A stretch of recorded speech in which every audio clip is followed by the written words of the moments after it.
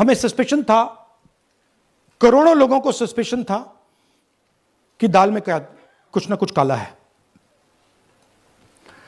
BJP को anti incumbency नहीं लगती थी। ओपिनियन पोल, एग्जिट पोल कुछ कहते थे, रिजल्ट कुछ और आता था। हरियाणा, महाराष्ट्र, मध्य प्रदेश उदाहरण, माहौल बनाया जाता था कि इस कारण जीते। लाडली बहना, पुलवामा, सिंदूर, नैरेटिव क्रिएशन। और फिर इलेक्शन कमीशन कोरियोग्राफ शेड्यूल बनाता था।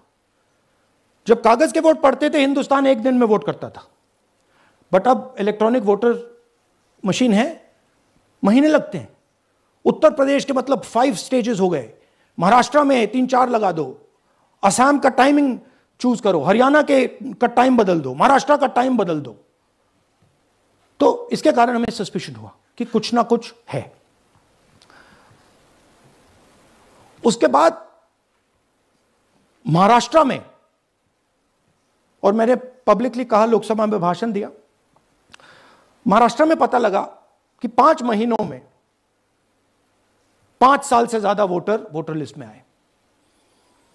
लोकसभा में हमारा गठबंधन जीतता है, विधानसभा में धज्जियां उड़ जाती हैं, पता भी नहीं लगता हमारा गठबंधन कहां गायब हो गया।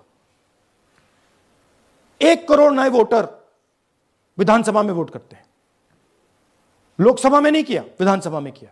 इलेक्शन कमीशन कहता है 5:30 बजे बहुत भारी वोटिंग हुई। हमारे पोलिंग बूथ के वर्कर्स कहते हैं 5:30 बजे कोई भारी वोटिंग नहीं हुई थी, कोई लाइनें नहीं थी। तो महाराष्ट्र में पहली बार देखने को मिला कि कुछ ना कुछ गलत है। हमने अपना इन्वेस्टिगेशन शुरू किया क्योंकि सबूत नहीं था, कंजेक्चर था, हमें लगता था, एनजीओ वालों को लगता था, मीडिया वालों को लगता था, विपक्ष की पार्टियों को लगता था, बट सबूत, क्लियर सबूत नहीं था। तो हम झिझक के बोलते थे।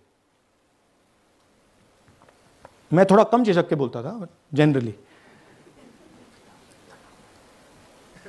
प्रेस कॉन्फ्रेंस की महाराष्ट्र के बाद कि देखिए, इलेक्शन कमीशन से हमने कहा समझाइए ये हुआ कैसे, 1 करोड़ नए वोटर कैसे आए,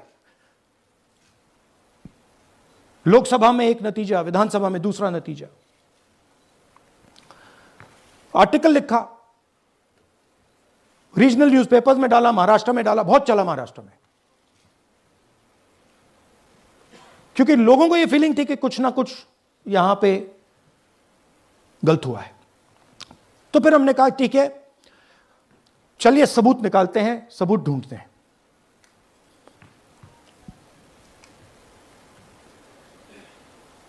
हर स्टेप पे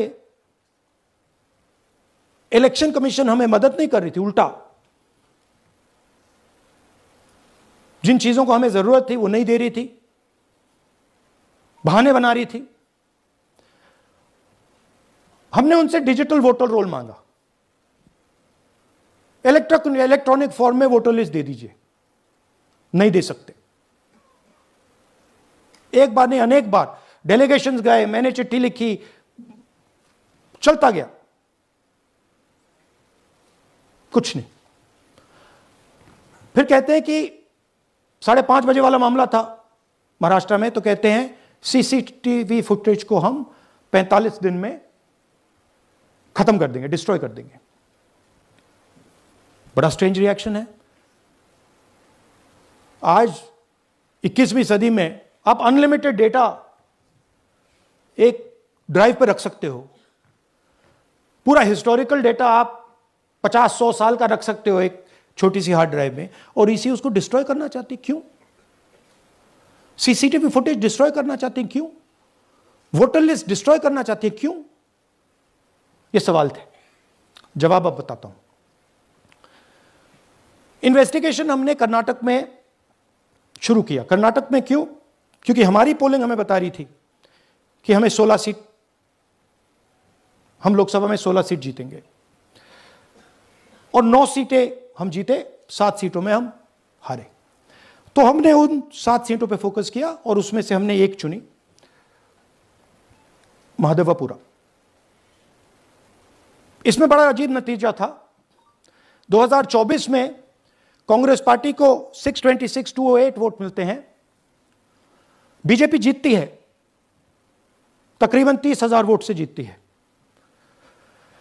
मगर 7 में से 6 असेंबली हारती है और एक असेंबली में धड़ाके से स्वीप करती है। तो हमने इस पे फोकस किया और ये जो नंबर है, महादेवपुरा में इनकी जो लीड थी 1,14,000, इस पे हमने, इस नंबर पे हमने फोकस किया।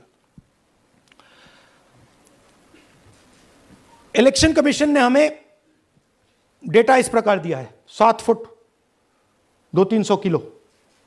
अब इसमें प्रॉब्लम क्या है कि अगर हम वोटर को निकालना चाहते हैं, मान लीजिए आपका चेहरा है, आपको आइडेंटिफाई करना चाहते हैं, तो आपकी फोटो को हमें सारी की सारी फोटोज के साथ कंपेयर करना पड़ता है। हर फोटो को देख देख कर ये फोटो ये है, तो आप सोचिए कितना काम है। अगर एड्रेस निकालना है तो आपके एड्रेस को अलग सारे के सारे एड्रेसेस से कंपेयर करना पड़ता है, बहुत भारी काम है। हमारा जो काम हो गया, थोड़ा फोकस हो गया, क्योंकि लोगों ने कहा कि देखिए ये मतलब इसमें ही हमें मतलब 6-7 महीने लगेंगे, इसमें 6 महीना लगा है। और हर कागज को हमने आइडेंटिफाई किया है, कैटलॉग किया है, फोटोग्राफ निकाली है, कंपेयर की है, 6 महीने लगे। यह है चोरी। 1,02,50 वोट की चोरी 5 तरीके से होती है: duplicate voter, fake and invalid addresses, bulk voter in single address, invalid photo, misuse of form 6। Duplicate voter मतलब एक व्यक्ति 3, 4, 5, 6 बार वोट कर रहा है, या उसका नाम 5-6 बार आ रहा है। फेक इनवैलिड एड्रेस मतलब या तो पता है ही नहीं या फिर फेक है। बल्क वोटर सिंगल एड्रेस, एक बेडरूम का घर है, उसमें 50 लोग का एड्रेस है, और जब हम वहां जाते हैं वहां लोग ही नहीं है, वोटर ही नहीं है। इनवैलिड फोटो, या फोटो है ही नहीं, या फोटो इतनी छोटी है कि उसको पहचाना नहीं जा सकता। और finally misuse of form 6। Form 6 नए वोटर्स के लिए होती है, जो 18 साल का होता है, पिछले इलेक्शन में जिसने वोट नहीं किया उसके लिए होती है, मतलब 18 से 22-23 की एज होनी चाहिए उसकी। तो इसका जबरदस्त मिसयूज हुआ है। अब थोड़ा दिखाते हैं। यह देखिए, गुरकीरत सिंह डांग, इनका नाम बूथ नंबर 116, 124, 125 एंड 126 में 4 बार। जूम इन कीजिए, ये देखिए, गुरकीरत सिंह डांग, फादर्स नेम रणबीर सिंह डांग, हाउस नंबर A413। तो दिखाइए, गुरकीरत सिंह डांग, हाउस A413, पूरब मैनर। 4 बार आता है। और ये सिर्फ एक व्यक्ति नहीं है, हजारों व्यक्ति हैं। ये मैं आपको लिस्ट दिखा देता हूं। ये है डुप्लीकेट वोटर की लिस्ट, देख लीजिए। ये सब डुप्लीकेट वोटर्स हैं।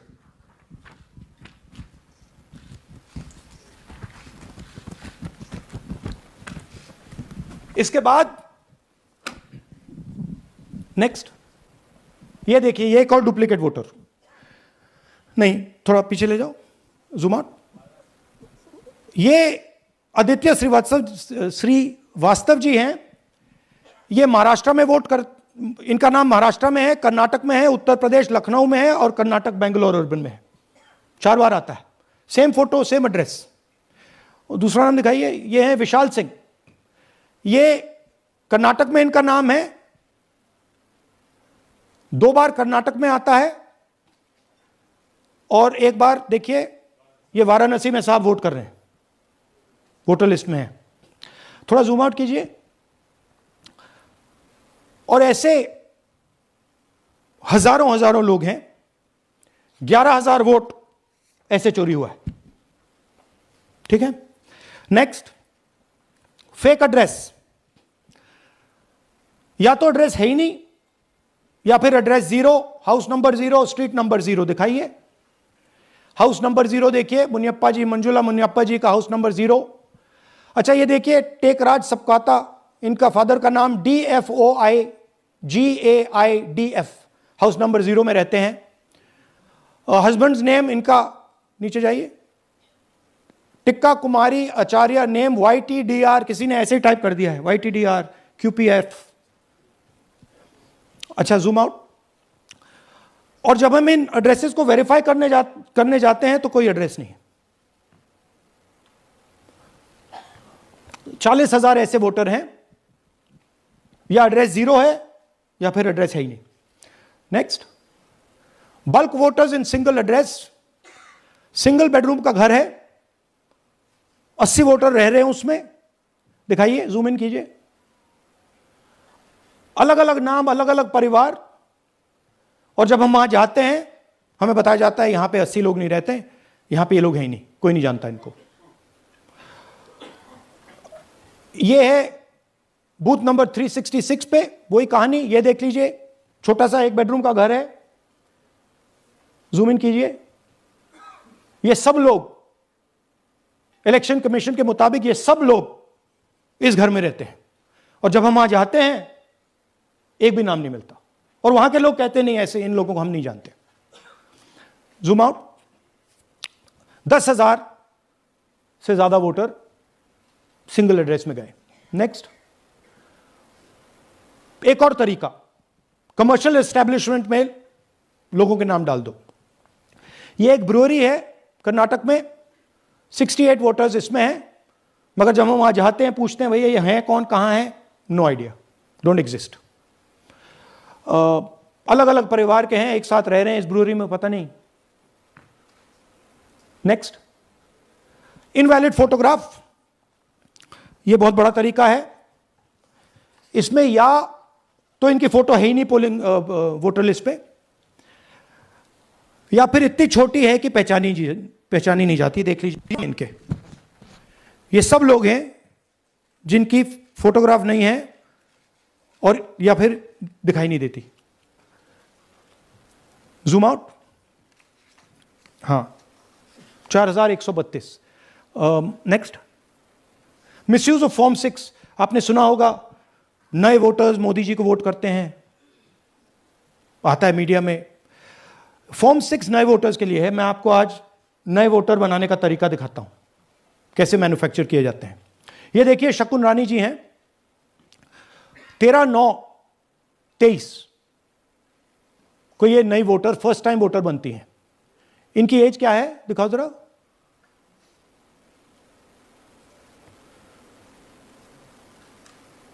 अ, 70 साल की हैं। और ये देखिए कैसे किया गया है। 2 बार अप्लाई करती हैं, पहली बार 13/9, दूसरी बार 31/10। इसमें उनकी फोटो जूम आउट है, इसमें उनकी फोटो जूम इन है। ऊपर देखिए फर्स्ट नेम शकुन, सरनेम रानी। यहां देखिए सरनेम है ही नहीं, फर्स्ट नेम शकुन रानी। और ये देख लीजिए साइड पे, इन्होंने 2 बार ही वोट किया है। अब पता नहीं इन्होंने किया है किसी और ने किया है, बट 2 बार इस आईडी कार्ड पे 2 बार वोट लगा है। वो जो टिक है वो पोलिंग बूथ के ऑफिसर की है। इसीलिए सीसीटीवी को डिस्ट्रॉय किया जा रहा है, क्योंकि वो ये हमें पता ना लगे कि शकुन रानी जी है ही नहीं, या फिर कोई और 3-4 बार वोट कर रहा है। और दिखाइए, तो इस प्रकार से बेंगलोर का चुनाव चोरी किया गया। 2-3 और चीजें। हरियाणा का इलेक्शन देखें तो कांग्रेस पार्टी और बीजेपी के बीच में तकरीबन 22,000 वोट का फर्क था टोटल स्टेट में। एक असेंबली में इन्होंने 1 लाख वोट चोरी किए। तो आप इमेजिन कीजिए, स्केल समझिए एक असेंबली में तकरीबन 12 से 15% वोट इन्होंने मैन्युफैक्चर कर दिया। तो अगर चुनाव में 2-3%, 4% की मार्जिन चल रही है तो वो तो गया, राइट। और हमने ऐसा पैटर्न आइडेंटिफाई किया है देश में, जहां पे एक सीट पे धड़ाके से बीजेपी स्वीप करती है या 2 सीटों पे धड़ाके से स्वीप करती है, बाकी सीट में नेचुरल कंपटीशन चल रहा है, और फिर सडनली एक सीट में जैसे यहां हुआ स्वीप हो जाती है और पूरा चुनाव चला जाता है। आखिरी बात, नरेंद्र मोदी 25 लोकसभा सीट के कारण प्रधानमंत्री हैं।